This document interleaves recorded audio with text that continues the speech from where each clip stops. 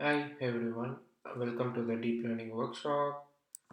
In this video, I will go over the tutorial that introduces PyTorch, which is a very popular deep learning toolkit to build neural networks and other machine learning models. So PyTorch has three main features.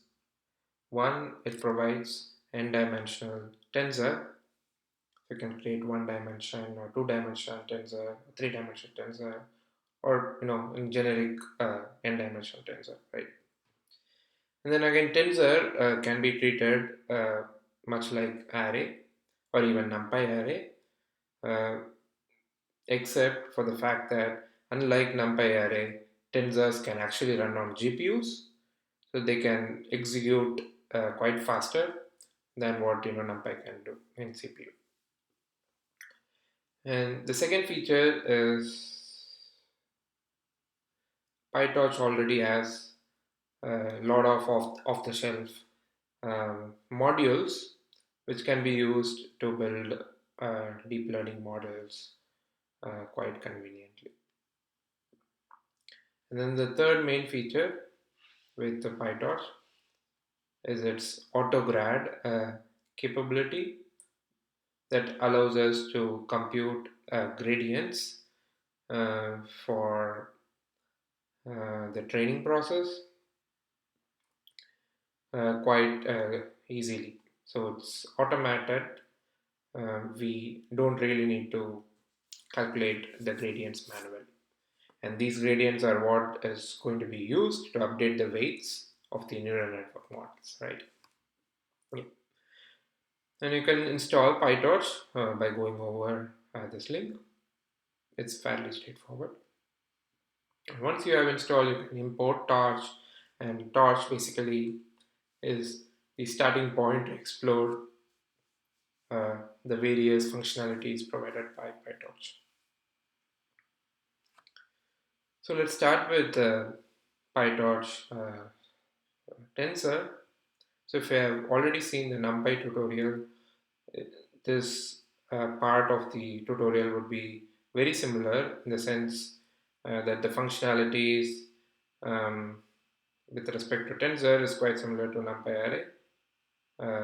Kind of information it stores, kind of operations we can perform on the tensor is quite similar to NumPy.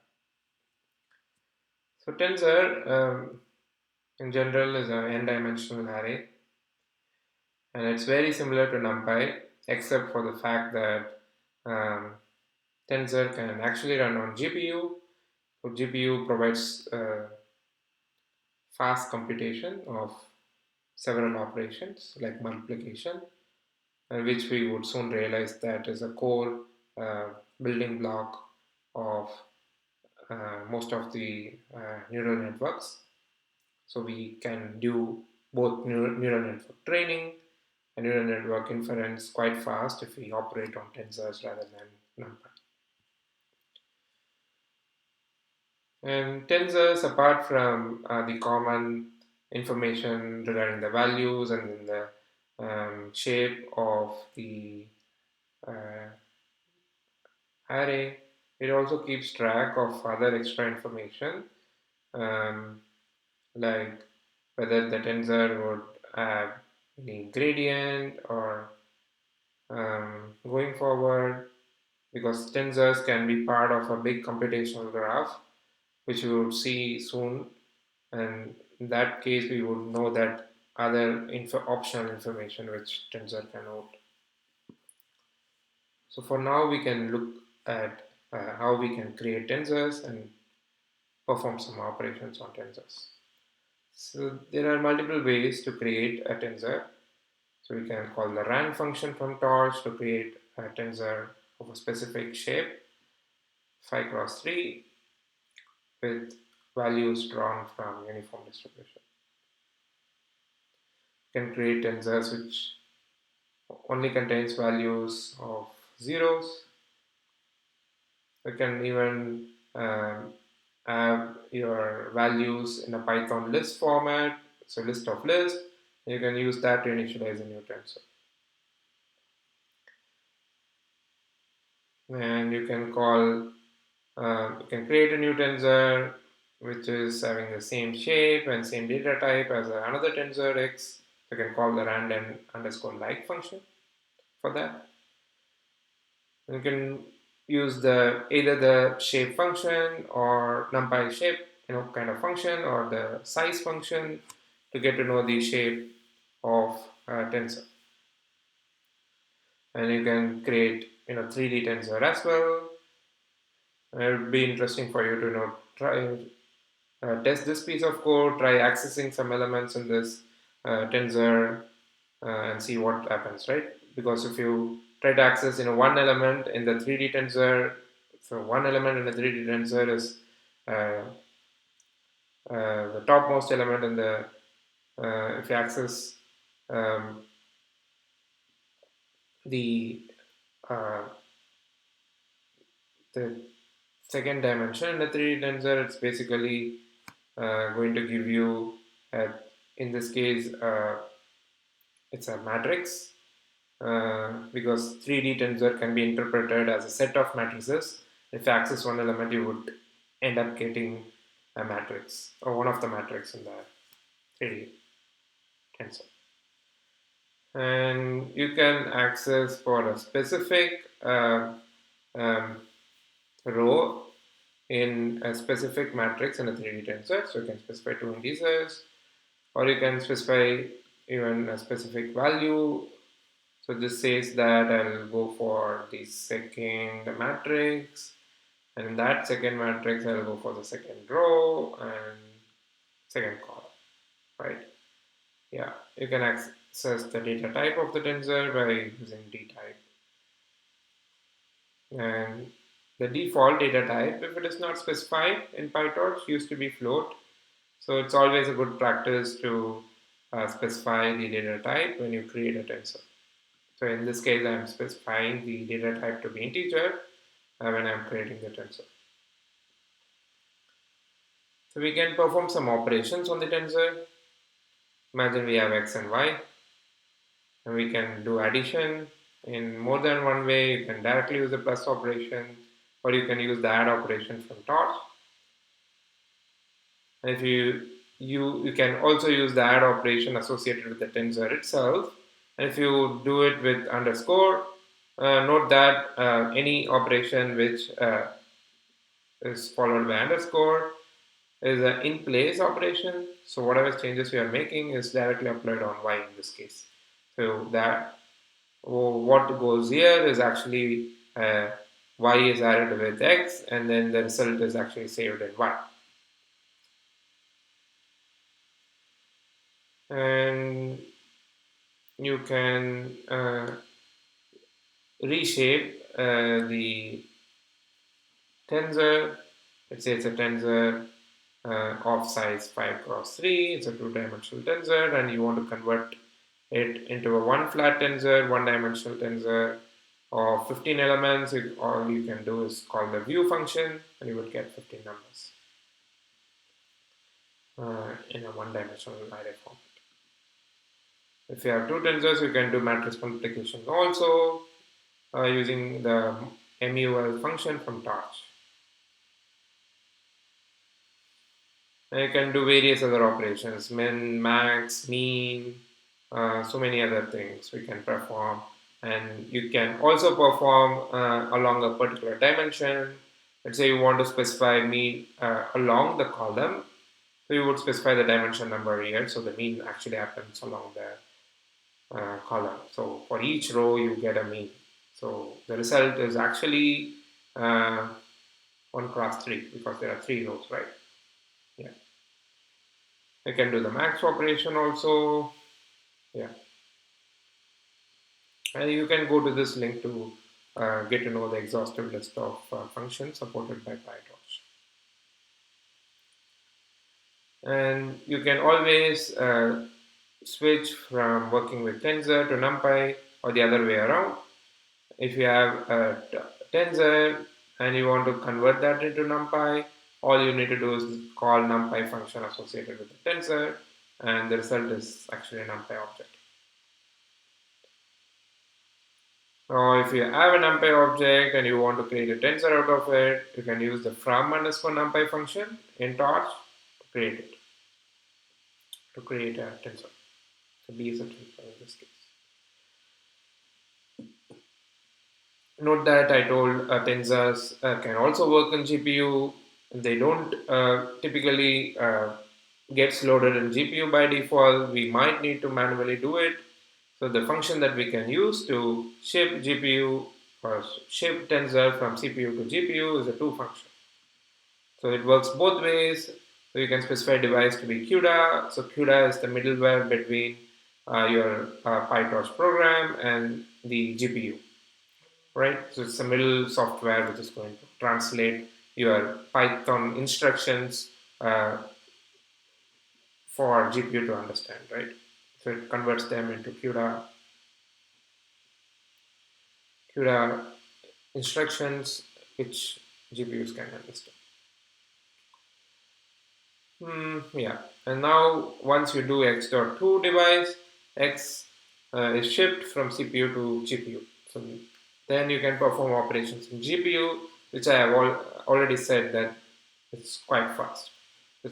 Most of the operations are parallelized in the GPU, and so that makes it actually quite fast. And once the operations are done, typically people ship the GPU, ship the tensor back from GPU to CPU. So you can use the to function again, and this time you specify a different destination. CPU is the destination for you. And moving on, so as I mentioned before, the second feature with PyTorch is its ability to, build arbitrary neural networks quite easily. So we typically define this notion as computational graph. Building this overall neural network is analogous to building a computational graph, where each node could be a tensor or it could be a module. We'll see those modules a little later. Well, imagine, let's say, we have the tensors as part of the computational graph. So we first try to define the computational graph.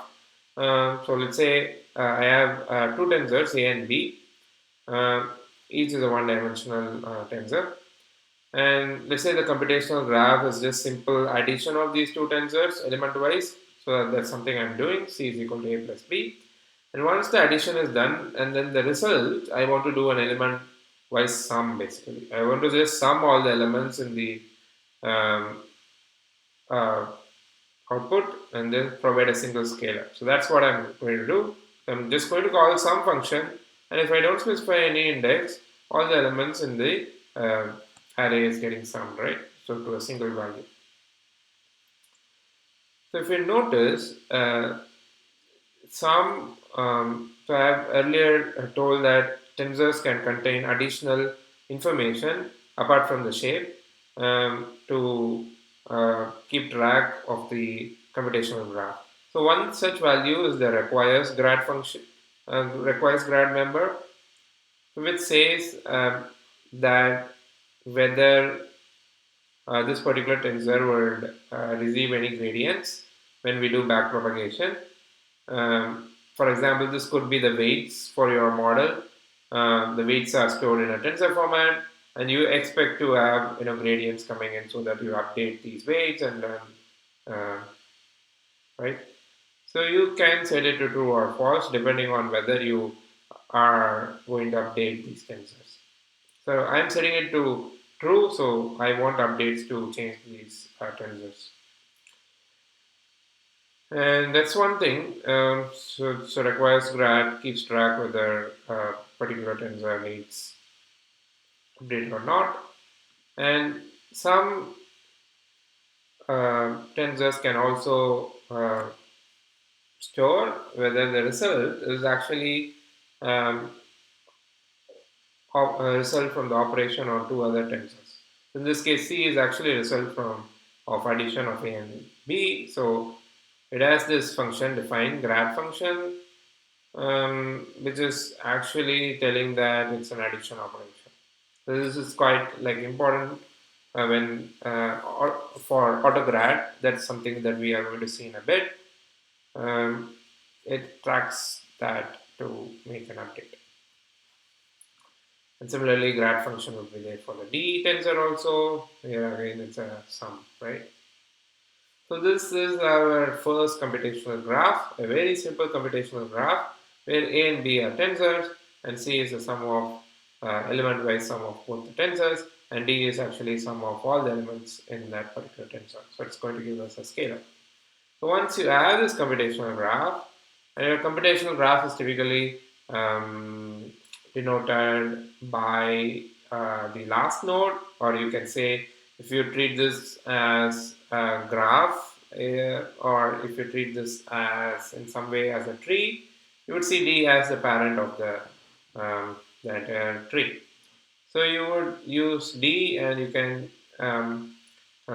refer that as a computational graph.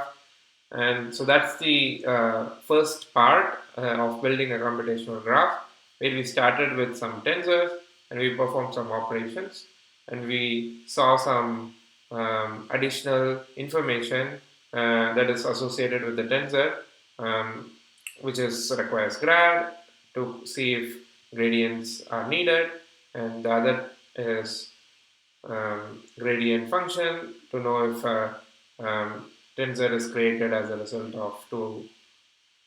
uh, result of operations on two tensors. So we can call the backward function, and the backward function is going to give us um, uh, is going to do the backward pass. So this is where the autograd actually kicks in. So autograd is one very important aspect of PyTorch, which allows to compute the gradients for each tensor automatically. So if autograd was not there, we are supposed to manually compute the gradient functions, which can probably be easier for toy computational graphs, but for really large computational graphs like those ones which are typically used these days to build deep neural networks, and especially those ones for natural language processing or computer vision, those are really large, and you can't really afford to manually compute the formula, for the gradient computation, right? So, so that's where autograd comes in, and all you need to do is do backward, and immediately the gradient buffer, that's another member associated with each tensor that requires updates, gets filled with the gradients. So immediately you can go and inspect. So all you need to use is the grad member, try to access the grad member of each of the tensor, then you get the gradients. So the gradients for A tensor, which were initially values 1, 2, and 3, is 1, 1, and 1. So basically we get the gradients, right? We'll see later how we can use the gradients to actually update the model. Will Before that we would have to spend some time like in understanding the off-the-shelf modules provided by PyTorch to build our favorite neural network, be it transformer, be it recurrent neural network, or a simple multi-layer perceptron. Actually, PyTorch has off-the-shelf modules which we can readily use to build our network quite conveniently, right? We'll start with some basic modules like linearities, non-linearities, and loss functions. Starting with linearities. So linearities is typically the hidden layer. Let's call it one hidden layer in a neural network. Um, it can be called as affine transformation. It takes an input and it transforms the input into another space basically. So we are learning just a mapping function from the input space to the new space, right? That's what we are doing. That capability is a core component of most of the deep learning models, and that's provided by the nn.linear function, right? And all it takes is the number of input features and number of output features, right? So it's 5 and 3. So this module can take an input which has 5 features and it can provide an output which has 3 features, basically, right? And this module would have weights and biases. So what it does actually is it multiplies the input vector x with A, it's a matrix, and then adds the result with B. So that's the transformation it does. So A and B are actually the weights and biases respectively, which are some parameters of the model which needs to be learned, right? So you can access these weights and biases very straightforwardly by just accessing directly the weight and the bias, and then calling the data. You are going to get the initial weights here. And then you can try passing some input. So I'm passing a dummy input, one example. Imagine this one is for one example, and then five, input features. And I'm going to pass this example to the linear layer, and I'm going to inspect the output that I'm going to get. And the output is actually 1 comma 6. No, it should not be 1 comma 6, right? It could be 1 comma 3. Third. So I think this is a different thing. So 1 comma 3, right? So that's what you get. So what I'm trying to say here is if you pass something else, you would get some error. Something which is not 5-dimensional input, you are going to get some error because the input is assumed to be 5 features. So if I give 6, I'm going to get an error size match. So the error happens right when the matrix multiplication happens, right? Yeah. Then there are other linear layers, so you can feel free to look into the documentation. We'll move on to non-linearities. Non-linearities are quite common, right? And they are what makes deep learning models for what they are, right? We can have start with the basic sigmoid non-linearity, and you can just apply it on any input tensor. It doesn't really matter what the shape is because the output doesn't actually affect the shape of the tensor. And most of the non-linearities doesn't have any parameters like W or V, which was there for the n dot linear. So that's also another interesting property of most of the non-linearities. They don't have parameters and they don't change the shape of the input. So Softmax is another non-linearity which you can use, and you can specify the dimension along which you want to do the softmax. Right? Sometimes you want to do along the columns, so you can specify one. Yeah, that's mostly with the non-linearities. Yeah. Yeah, softmax you can always it converts any unnormalized scores into probability scores, right? So you can always try to sum up the elements, for example, in the row. If I do a row-wise softmax, and see if it sums to 1, right? All the probability distributions sum to 1, right? So you can see other activation functions in the non-linearity functions. Feel free to check in the documentation. Moving on to the loss function. So this is generally the last uh, last node in the computational graph. It's probably the parent of the computational graph. This basically defines, right, how you want to penalize the model if it makes mistakes. This is closely tied to your application. If you are using regression, you would use mean square error loss. If you're using classification, you would probably use cross entropy loss, right? In this case, at least we show it for linear regression. And the next tutorial, when we look at feed-forwarded, we would actually see the cross entropy. For now, we'll stick with linear regression. And so that you define a computational graph with this 3 cross 3. So it takes an input which is 3 dimensions and it's going to output 3 dimensions. Okay. So you can pass some input which is 3 dimension, and you can actually create an instance of a mean square error loss, and the mean square error loss takes the model output, the prediction from the model, and then the ground truth, which is data underscore output, right? So the ground truth is already there. In this case, at least ground truth and the input is synthetic, but in most cases, the input would be the features for each example, and then the output would be the labels for each of the examples, right? And you can compute the loss, and this is going to give you the mean square error loss between the model output and the ground truth. And this is the computational graph. We can see the green ones are the input tensor, and then followed. So the input goes to the NM dot linear layer, and followed by softmax, and then you attach the mean square error loss with the output of the softmax, and then the ground truth, right?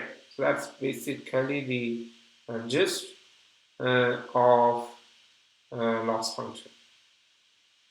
So there are other loss functions. You can look into the documentation. And then the last bit we are going to see in this tutorial is going to be on optimization. Remember that we can use the backward function to compute the gradients, to fill the gradient buffers for each of the tensor or the weights with the necessary gradients. Now it is our job to take these gradients and to make updates on the weights, right? And the way that we make updates has a lot to do with the training of the neural network model. So we have to be very careful, and there are many other ways to do it, and it's not the case where one particular method works always. So we have to try it out and see in most cases. So we have seen we have defined something called loss. Loss is the parent of the linear regressor that we built before. And now when I call backward, I told you already, I'm going to get gradients, and I can access the gradients for each layer by just calling the grad member. I'm going to get the gradients, and now using these gradients, I'm going to make changes in the original weights. So what I'm going to do is start with the update rule of gradient descent. So I'm going to just take the original weights, and I'm going to subtract it from um, the normalization for the number of examples. Let's say if it is just one example, then it's nothing, followed by the learning rate, and then followed by the gradients. And the learning rate is also can be treated as a step size. So it's, decides how much you want to scale the original gradients before making the update, right? Yeah. So usually if you use just one example to make the update, it's called stochastic gradient descent, and it can be very slow for large data sets. People typically use batch gradient descent, and yeah, you can try these and see which works for you. And for a nice overview of available gradient descent optimization algorithms, I'll recommend this tutorial, this blog from Sebastian Ruler. And there is another function called optim from PyTorch, which has a ready-made state-of-the-art optimization algorithms such as ADA-GRAD, ADAM, and so on, which are much more easier to use than manually doing this update, whatever we are seeing so far.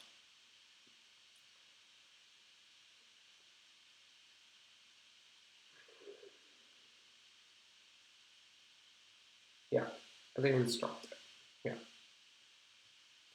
Thanks for listening, and if you have any questions or clarifications, feel free to